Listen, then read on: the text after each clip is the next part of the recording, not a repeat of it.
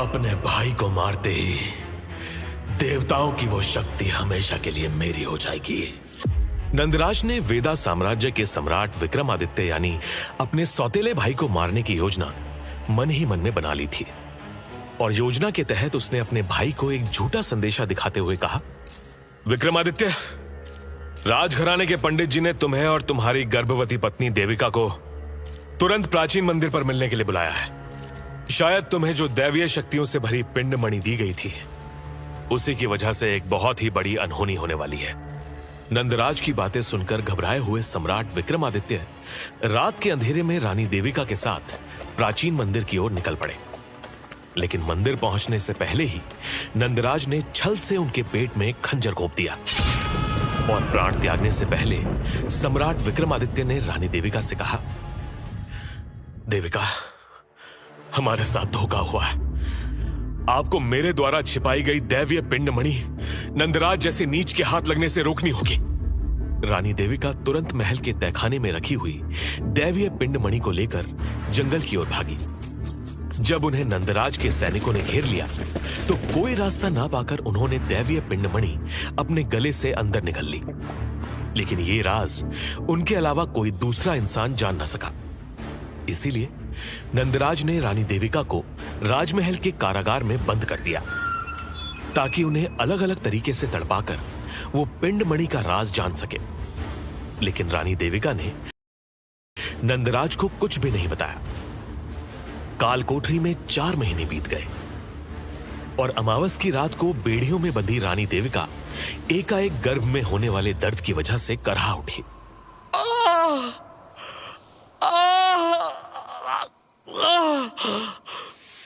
उनकी चीख के साथ अचानक उस काल कोठरी में एक 20 फीट लंबा जहरीला सांप फन खोले रानी देविका की ओर बढ़ने लगा और रानी गिरते पड़ते काल कोठरी के एक कोने में सिमट गई।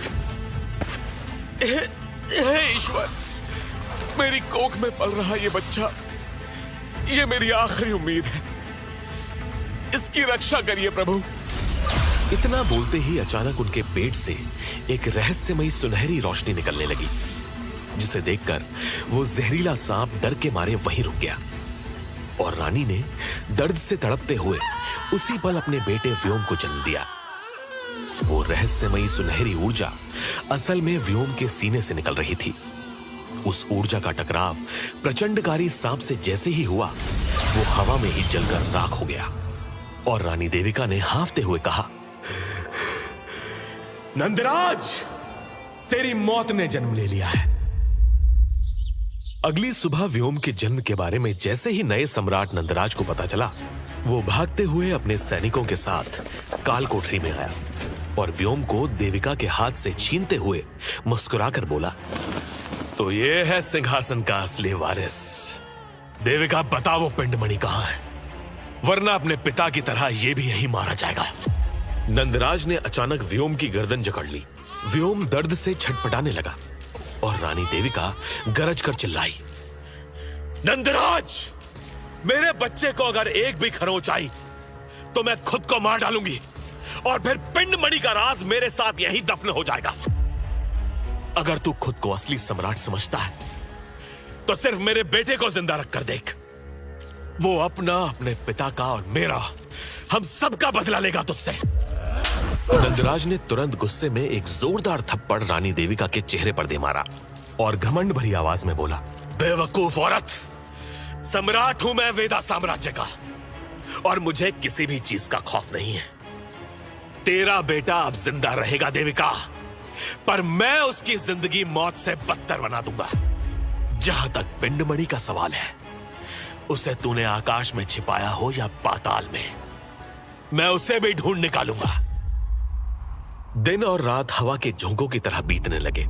व्योम, जो अब भी एक बच्चा ही था, उसे नंदराज पिंडमणि के लिए हर रोज रानी देविका के सामने कांटेदार कोड़े मारता, जिसके बाद उसे बेड़ियों में बांधकर कभी नाली साफ करवाता तो कभी शीशे के टूटे हुए टुकड़ों पर सुलाता और कभी कभी जानवरों का झूठा खाना भी जबरदस्ती ठूस ठूस कर खिलाता।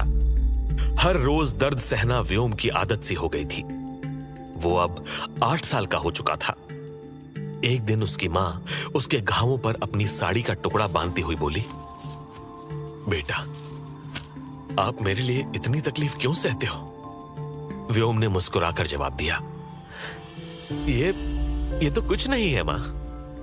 मैं आपके लिए ऐसे हजारों घाव सह लूंगा, लेकिन आप पे कोई आंच नहीं आने दूंगा।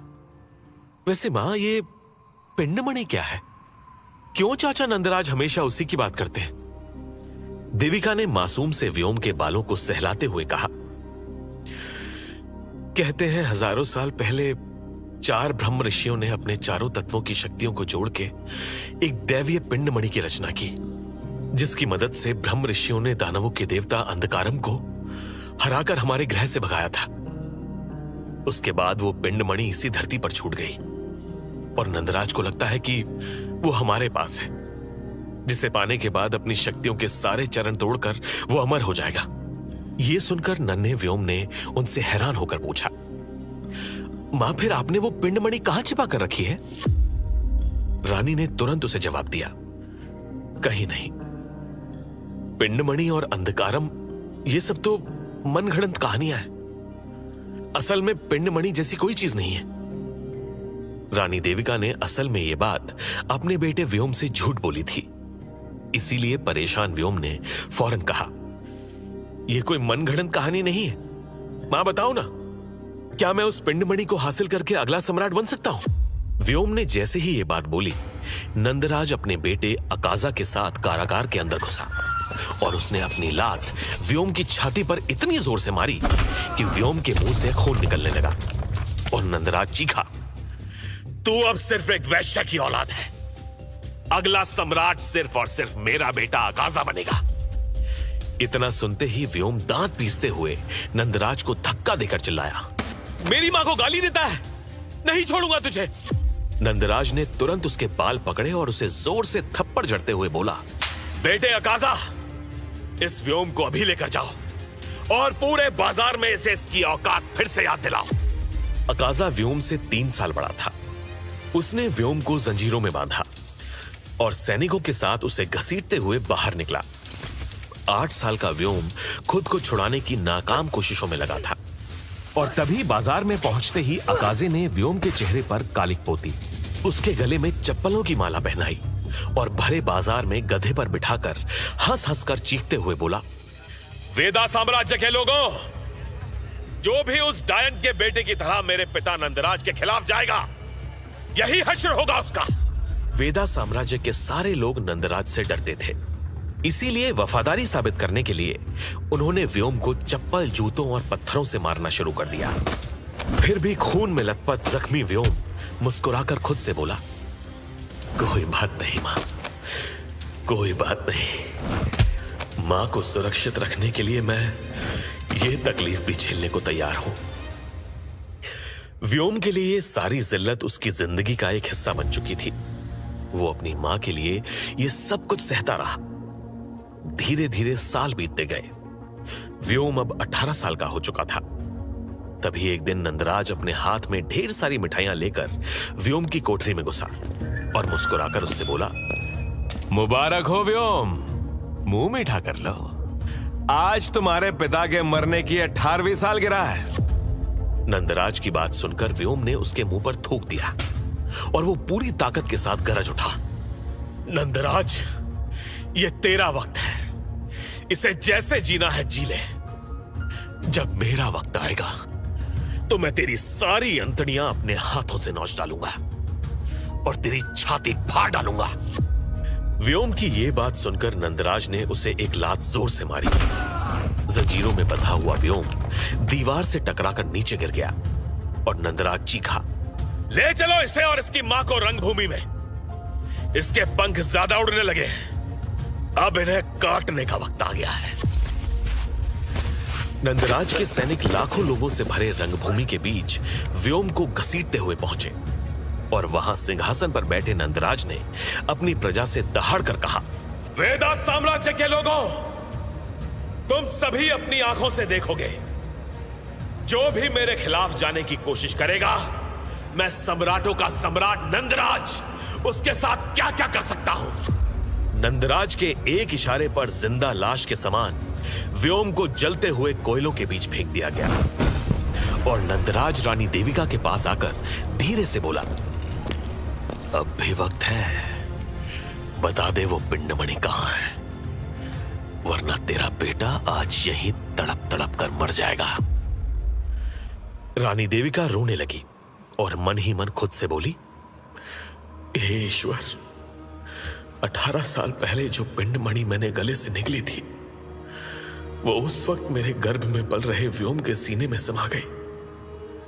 मैंने ये राज व्योम को भी नहीं बताया, क्योंकि अगर गलती से भी ये बात नंदराज को पता चली तो वो व्योम को मारकर उसका सीना फाड़कर मणि बाहर निकाल लेगा।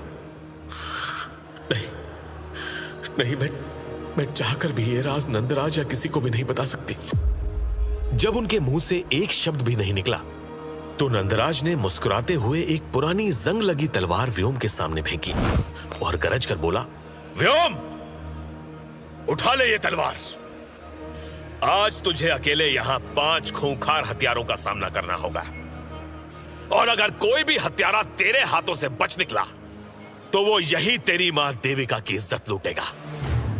व्योम, जो अब तक जलते हुए कोयले पर बेड़ियों में बंधा बेसुध सा पड़ा था, वो अचानक दहाड़ते हुए उठ खड़ा हुआ। नंदराज, क्या तेरी मर्दानगी खत्म हो गई है? मेरी मां को छोड़कर दम है तो खोल मेरी बेड़ियां और सामना कर मेरा। मैं तुझे कुत्ते की मौत मारूंगा। नंदराज के चेहरे पर अब भी हल्की मुस्कान थी। व्योम की जंजीरों को खोल दिया गया और व्योम उस जंग लगी तलवार को लेकर नंदराज की ओर दौड़ा। लेकिन कुछ कदम आगे बढ़ते ही नंदराज के उन 5 हथियारों में से एक ने घुमाकर पूरी ताकत के साथ एक मोटा सा रॉड व्योम के सर पर दे मारा। तुरंत व्योम का सर फट गया और वो सीधा मुंह के बल जमीन पर गिर गया। अगले ही पल नंदराज के 50 से भी ज्यादा सैनिकों ने व्योम के शरीर पर तलवार, भाले और लात घूंसों से हमला किया। बेटे को बेरहमी से मार खाता हुआ देखकर रानी देविका वहीं सदमे में बेहोश हो गई और खून से लथपथ व्योम कुछ ही देर में बिल्कुल अधमरा सा हो गया। लेकिन फिर भी उसे दोबारा बेड़ियों से बांध दिया गया और नंदराज रानी देविका की ओर बढ़ता हुआ मुस्कुराकर बोला, उन 5 हत्यारों को तो तेरी इज्जत लूटने का मौका नहीं मिला देविका। कोई बात नहीं, तेरे लिए तो मैं ही काफी हूं। नंदराज की बात सुनकर चारों ओर सन्नाटा पसर गया। व्योम अब भी किसी जिंदा लाश की तरह पड़ा था। नंदराज ने जैसे ही देविका को छुआ, व्योम के सीने में धड़क रही पिंडमणि के अंदर अजीब सा जादुई कंपन हुआ। व्योम अचानक उठ खड़ा हुआ और पूरी ताकत के साथ चिल्लाया, नंदराज, तेरी इतनी हिम्मत कि तूने मेरी मां को छुआ? अब देख मुझे, मैं तेरी मौत हूं। इतना बोलकर व्योम पूरी ताकत के साथ नंदराज की ओर दौड़ा। तुरंत नंदराज के सारे सैनिकों ने उसकी जंजीरों को पकड़ लिया, लेकिन व्योम उन्हें अकेले घसीटते हुए नंदराज के बिल्कुल नजदीक जा पहुंचा। उसने जैसे ही नंदराज की गर्दन पकड़ने की कोशिश की, नंदराज के बेटे अकाजा ने अपनी तलवार पूरी ताकत के साथ व्योम की ओर दे फेंकी, जिसमें से लाल प्रचंड शक्ति निकल पड़ी और वो तलवार हवा को चीरते हुए सीधा व्योम के सीने में जा घुसी। चारों ओर खून बिखर गया और व्योम तुरंत मुंह के बल सीधा जमीन पर जा गिरा। एक ही पल में उसकी धड़कनें रुक गईं और उसे अपने पैरों से कुचलते हुए नंदराज बोला, मर गया गीदड़, लेकिन याद रहे देविका अभी बेहोश है। जब उसे होश आए तो उसे यह बात पता नहीं चलनी चाहिए कि हमने उसके बेटे को मौत के घाट उतार दिया है। हम देविका से झूठ बोलेंगे। उसे यही लगना चाहिए कि हमने व्योम को दूसरे कारागार में भेज दिया है। जाओ, अब फेंक दो इसको खाई से नीचे।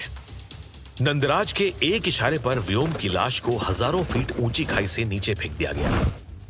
लेकिन वो सब इस बात से अनजान थे कि व्योम के सीने के अंदर जो पिंडमणि 18 साल से शांत पड़ी थी, वो अकाजा के तलवार लगते ही फूट गई और पिंडमणि के अंदर मौजूद दैवीय तरल व्योम के खून में घुसने लगा। अचानक हवाएं तेज हो गईं, आसमान में बादल गरजने लगे और खाई से नीचे गिरते हुए व्योम के शरीर से रहस्यमयी नीली ऊर्जा निकलने लगी और पलक झपकते ही उसकी आंख खुल गई। एक ओर जहां आंखें खुलते ही व्योम के सीने ने फिर से धड़कना शुरू कर दिया, वहीं उसके ग्रह से कई प्रकाश वर्ष दूर पिंडारी ग्रह पर आग की लपटों में धधकते हुए मीलों दूर तक फैला ज्वालामुखी अचानक लाखों दानवों के सामने फट पड़ा और 300 फीट ऊंचा दानवों का देवता अंधकारम हजारों सालों के बाद जागते ही गरज उठा। ब्रह्मांड के रक्षक की शक्तियां जाग उठी हैं। अगर हमें पूरी इंसानियत को हराना है तो हमें सबसे पहले उसे हराना होगा, क्योंकि पिंडमणि में मौजूद चारों तत्वों की शक्ति उसी के पास है। अब अगर हमने उसे 5वें तत्व को हासिल करने से नहीं रोका तो ब्रह्मांड पर राज करने का हमारा सपना हमेशा हमेशा के लिए अधूरा रह जाएगा। उसे हराने के लिए आज और अभी तैयारियां शुरू करो। आखिर क्या थी वो रहस्यमयी पिंडमणि की शक्तियां? क्यों नंदराज उसे पाना चाहता था? आखिर कैसे लेगा व्योम अपने मां और पिता का बदला? या उसके बदले से पहले ही दानवों का देवता अंधकारम व्योम को मार गिराएगा? जानने के लिए सुनिए इस रोमांचक कहानी का अगला भाग। व्योम का शरीर हजारों फीट ऊंची खाई से कुछ इस तरह पानी की बौछार के साथ वंशा नदी के अंदर गिरा कि उस रहस्यमयी नीली ऊर्जा के साथ उसका शरीर गहरी नींद में चला गया और वो कई दिनों तक उस तेज बहाव वाली नदी में बहने के बाद वेदा साम्राज्य के 9 राज्यों में से एक तक्षशिला राज्य के मायानगर में जा पहुंचा। वो जगह नंदराज के महल से हजारों मील दूर थी। जैसे ही व्योम का शरीर रात के अंधेरे में नदी से बाहर निकलकर किनारे पर पहुंचा तो आंख खुलते ही उसके गले से एक आवाज निकली, कहां हूं मैं? तुरंत व्योम छटपटाते हुए अपने पैरों पर उठ खड़ा हुआ। तभी उसके शरीर में अजीब सी झंझनाहट हुई।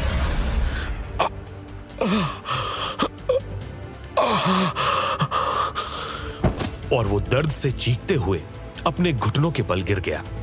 उस दर्द के साथ उसने अपने अंतर्मन में अपने अतीत की कुछ यादें देखी, जिसमें बेड़ियों में बंधी हुई रानी देविका को नंदराज कोड़े मारता जा रहा था।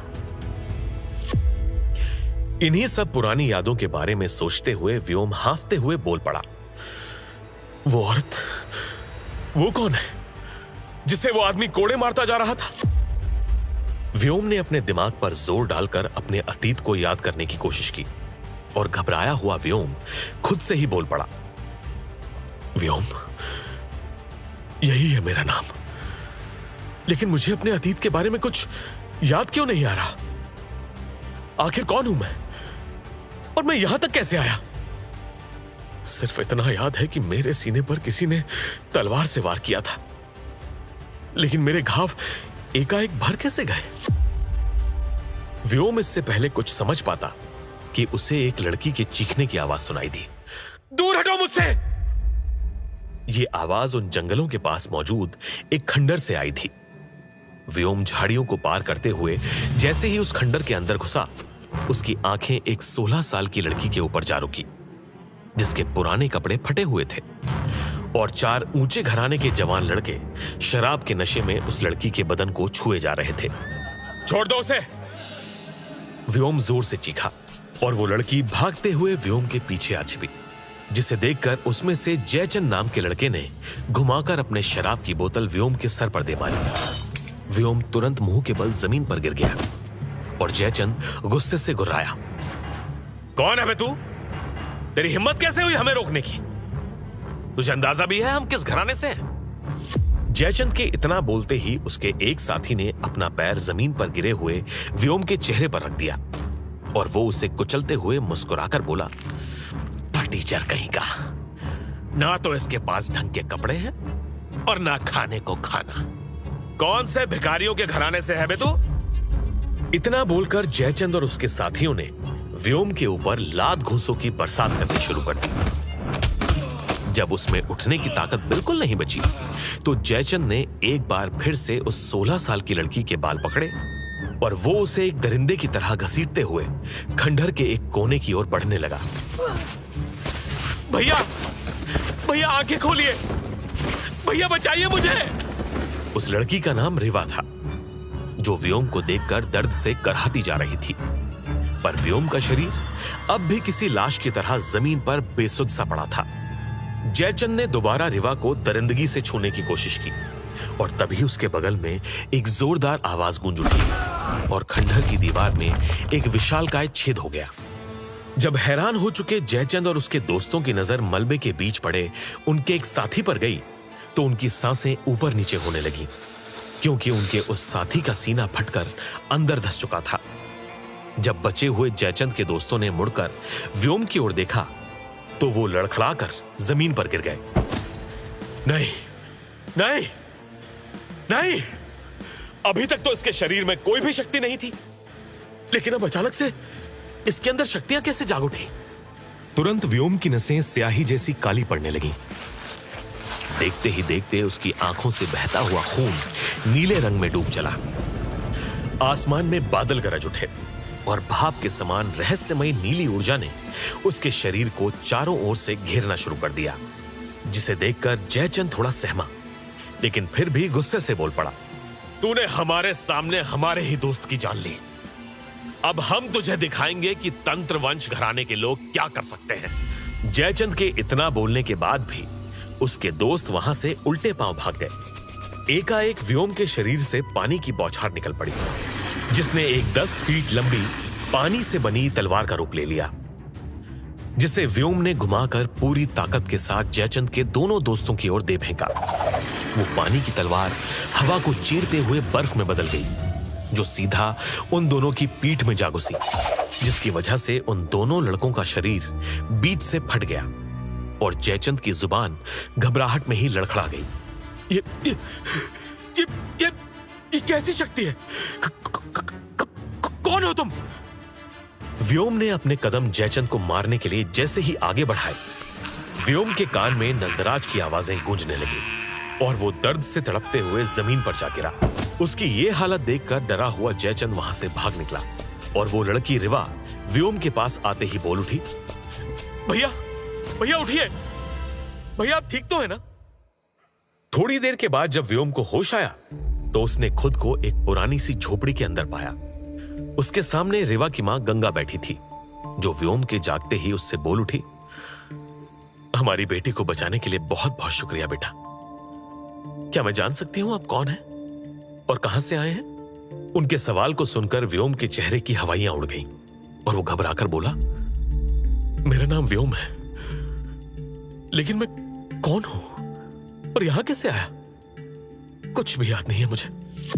व्योम बोल ही रहा था कि इतने में रिवा के पिता नीलांबर वहां आ गए और वो अपने हाथ में पकड़े हुए चाकू को व्योम को दिखाते हुए बोले, देखा, मैंने कहा था ये कोई कैद से भागा हुआ अपराधी है। जैसे कपड़े इसने पहने हुए हैं वैसे कपड़े कैदियों को पहनाए जाते हैं। भले ही इसने रिवा की जान बचाई हो, लेकिन बिना सच जाने हम इसे यहां एक पल भी नहीं रख सकते। निकल जाओ यहां से। व्योम की आंखें अब भी डरी हुई थी। वो धीरे से बोला, मैं कोई अपराधी नहीं हूं, बस मुझे ये याद नहीं कि मैं कौन हूं। रिवा के पिता नीलांबर व्योम को दोबारा चाकू दिखाते हुए गुर्राए, तुम किसी कारागार से भागे हुए कैदी भी हो सकते हो। नीलांबर के इतना बोलते ही व्योम हड़बड़ाहट में अपनी पूरी ताकत के साथ नीलांबर की ओर दौड़ पड़ा। रिवा और उसकी मां की सांसें रुक सी गईं और नीलांबर ने अपने बीच बचाव में व्योम के हाथ पर चाकू मार दिया और रिवा के पिता नीलांबर घबराकर बोल उठे, देख रिवा, ये तो किसको यहां लेकर आई है? इसने मुझ पर हमला करने की कोशिश की। रिवा ने दौड़ते हुए उन्हें व्योम के हाथ की ओर इशारा किया, जिसमें व्योम ने एक बहुत ही जहरीले सांप को पकड़ा था। तुरंत ही व्योम के हाथ से नीली शक्तियां निकल पड़ी और उस सांप को मारते हुए व्योम ने कहा, यह जहरीला सांप आपको काटने जा रहा था, इसीलिए बचाने के लिए मैं दौड़ा, पर शायद आपका मेरे ऊपर शक करना भी जायज है, इसीलिए मैं यहां से चला जाता हूं। इतना बोलकर व्योम चुपचाप बाहर की ओर जाने लगा। यह देखकर रिवा ने चीख कर कहा, बाबा वो नहीं होता तो शायद मैं अब तक जिंदा नहीं होती, और शायद आप भी। कोई मायने नहीं रखता कि वो कहां से आया है, हमें उसकी मदद करनी चाहिए बाबा। नीलांबर को अपनी गलती का एहसास हो चुका था। उन्होंने दौड़ते हुए व्योम को रोक दिया और शर्मिंदा होकर बोले, मुझे माफ कर देना बेटा, मैंने तुम्हें गलत समझ लिया था। तुमने मेरी और रिवा की जान बचाई है, इसीलिए मैं तुम्हारी मदद करना चाहता हूं। मेरे साथ चलो, मैं किसी ऐसे को जानता हूं जो तुम्हारी शक्तियों और तुम्हारे अतीत को जानने में तुम्हारी मदद कर सकता है। रिवा ने व्योम के हाथ पर पट्टी बांधी और नीलांबर ने व्योम को पहनने के लिए साफ कपड़ा दिया। उसके बाद नीलांबर उसे एक पुरानी सी गुफा के सामने लेकर पहुंच गए। वहां घुटने पर बैठे हुए नीलांबर ने कहा, गुरुजी, क्षमा चाहता हूं, मैं बिना सूचना के आपके पास यहां आ गया। मुझे आपकी मदद चाहिए। थोड़ी देर तक जंगल के उस हिस्से में खामोशी छाई रही और फिर गुफा के अंदर एक बूढ़े ऋषि की आवाज गूंजी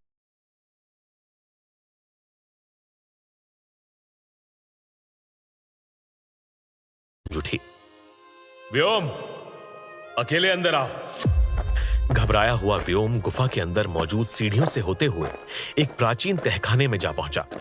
जहां पहुंचते ही उसने सफेद चक्र के बीच बैठे एक बूढ़े ऋषि को देखा, जो व्योम को थोड़ी देर घूरने के बाद बोल उठे, तुम अपनी यादें भूल चुके हो व्योम सूर्यवंशी। अब तुम्हें कुछ अजीब से दृश्य और आवाजें भी सुनाई दे रही हैं। इसीलिए मेरी शक्ति चक्र पर खड़े हो जाओ और मुझे अपने खून की कुछ बूंदें दो। व्योम जमीन पर बने सफेद शक्ति चक्र पर खड़ा हो गया। गुरुजी को खून की कुछ बूंदें देते ही गुरुजी ने मंत्रों का जाप शुरू किया। रक्तपात शक्ति चक्र दूर गाज तांडवा, रक्तपात शक्ति चक्र दूर गाज तांडवा। मंत्रों का जाप खत्म होते ही जमीन पर बने सफेद शक्ति चक्र का रंग नीला हो गया और उसमें से निकली हुई एक नीली चमकदार रोशनी समुद्र की लहरों की तरह व्योम के शरीर में कुछ इस तरह समाई कि व्योम के शरीर से पानी की बौछार निकल पड़ी, जो किसी चक्रवात की तरह उसके शरीर के इर्द गिर्द घूमने लगी। जिसे देखकर गुरुजी हैरान होकर बोले, तुम में जल की प्रलयकारी शक्ति है। असंभव, इतनी छोटी सी उम्र में किसी बच्चे को यह शक्ति नहीं मिल सकती।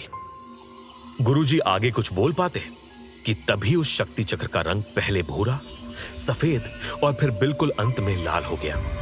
जिसे देखकर गुरुजी अचंभित होकर मन ही मन खुद से बोले, यह तो सम्राट विक्रमादित्य का पुत्र है, यानी 9 राज्यों के सम्राट का इकलौता वारिस। आखिर इस बच्चे के अंदर जन्म से ही चारों तत्वों की शक्तियां कैसे आ गई? अपने अंतर्मन में खुद से बात करते हुए गुरुजी ने व्योम से कहा, वो एक बार फिर से जाग उठेगा। व्योम बेटा, मुझे माफ कर देना, मैं आपको पहचान नहीं सका, लेकिन अब आपको खुद से खुद को पहचानना होगा। इतना बोलते ही उनका भाव बदल गया और वो दहाड़ उठे, जाओ, भाग जाओ यहां से, वो तुम्हारी तलाश में आता होगा।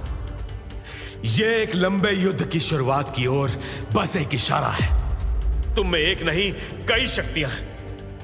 हर शक्ति 7 चरण में बंद है। उसे हासिल करने के लिए तुम्हें कुछ खास तरीके की चीजें करनी होंगी, लेकिन अभी नहीं, क्योंकि तुम पिछले 18 सालों से किसी के कैदी थे। तुम्हारा मन चाहे जितना ताकतवर क्यों ना हो, लेकिन अंदरूनी शरीर तुम्हारी शक्तियों के लिए उतना ही कमजोर है। उन शक्तियों के इस्तेमाल को कम करके सिर्फ और सिर्फ अगले 3 सालों तक अपने शरीर को मजबूत बनाने की कोशिश करो। उसके बाद ही तुम अपने असली सफर की शुरुआत कर सकते हो। अब जाने का वक्त आ गया है व्योम, मेरा आशीर्वाद तुम्हारे साथ है। उनकी चीखती हुई आवाज उस पूरे तहखाने में गूंज उठी। गुरुजी शक्ति चक्र के बीच खड़े हो गए। अचानक उन्होंने अपनी दोनों भुजाएं खोली और एक लाल रोशनी की बौछार के साथ वो पूरा तहखाना हिलने लगा, जिसे देखकर व्योम चीख पड़ा, गुरुजी क्या हो रहा है? क्या है मेरे अंदर? कौन हूं मैं? आपने मेरे अतीत के बारे में मुझे क्यों नहीं बताया? व्योम को चीखते देख गुरुजी बादलों की तरह गरज उठे, अगर तुम्हारा शरीर इन शक्तियों को काबू करने के काबिल नहीं बना तो तुम खुद अपने विनाश का कारण बनोगे। गुरुजी के शरीर से निकलने वाली ऊर्जा एकाएक लाल प्रचंड अग्नि की तरह उस पूरे तहखाने में फैल गई और जैसे ही उन्होंने पूरी ताकत के साथ अपना हाथ जमीन पर पटका, एक जोरदार धमाके के साथ व्योम का शरीर हवा में उड़ते हुए गुफा के बाहर जा गिरा। थोड़ी देर तक आग में जलते हुए गुरुजी की चीखें उस तहखाने में गूंजती रहीं, लेकिन कुछ पल बाद उनका शरीर किसी राख के समान जलकर जमीन के कण कण में विलीन हो गया। तुरंत रिवा के पिता नीलांबर ने घबराकर उससे पूछा, क्या हुआ व्योम? गुरुजी कहां है और यह क्या हो रहा है? व्योम ने भी उन्हें फौरन जवाब दिया, उन्होंने मेरे अतीत के बारे में कुछ नहीं बताया। लेकिन अब मुझे माफ करिएगा, मुझे जाना होगा यहां से। मेरी वजह से आप सबकी जान को भी खतरा हो सकता है। नीलांबर ने तुरंत व्योम का हाथ पकड़ लिया और वो उससे बोला, मुझे नहीं पता अंदर क्या हुआ, लेकिन तुमने मेरी बेटी की जान बचाई है। मैं तुम्हारी मदद करना चाहता हूं। व्योम के पास आज रात रहने के लिए कोई भी जगह नहीं थी, इसीलिए रिवा के पिता नीलांबर की जिद के कारण वो एक रात के लिए उनके घर पर रहने के लिए तैयार हो गया। वो दोनों रात होते होते उनकी झोपड़ी पर पहुंच गए और आधी रात को बिस्तर पर लेटते ही वो खुद से बोला, क्या मुझे गुरुजी की बातों पर विश्वास करना चाहिए? लेकिन मेरे पास दूसरा रास्ता ही क्या है? मुझे अपने शरीर को मजबूत बनाना होगा। खुद से ही बातें करते हुए व्योम की आंखें धीरे धीरे बंद हो गईं। वो बहुत ही ज्यादा थका हुआ था, लेकिन रात के अंधेरे में एकाएक उसके शरीर को अजीब सी तपिश महसूस हुई। उसने जैसे ही आंख खोली तो उसका बिस्तर और रिवा का वो घर आग की लपटों में धधकते हुए जलता जा रहा था और व्योम उस आग में चारों ओर से घिर चुका था। क्या व्योम खुद को बचा पाएगा? आखिर गुरुजी भविष्य में आने वाले किस खतरे के लिए व्योम को चेतावनी दे रहे थे? क्या ये सब कुछ नंदराज से जुड़ा था? अंधेरी रात में अजीब सी गर्माहट महसूस करते हुए जैसे ही व्योम की आंखें खुली, वो बहुत ही ज्यादा घबरा गया और फिर उसे रिवा की चीखती हुई आवाज सुनाई दी, भैया, भैया उठिए, घर में आग लग गई है। ये आवाज उसके कमरे के बाहर से आ रही थी और व्योम के कमरे का बंद दरवाजा आग की लपटों में जलता जा रहा था।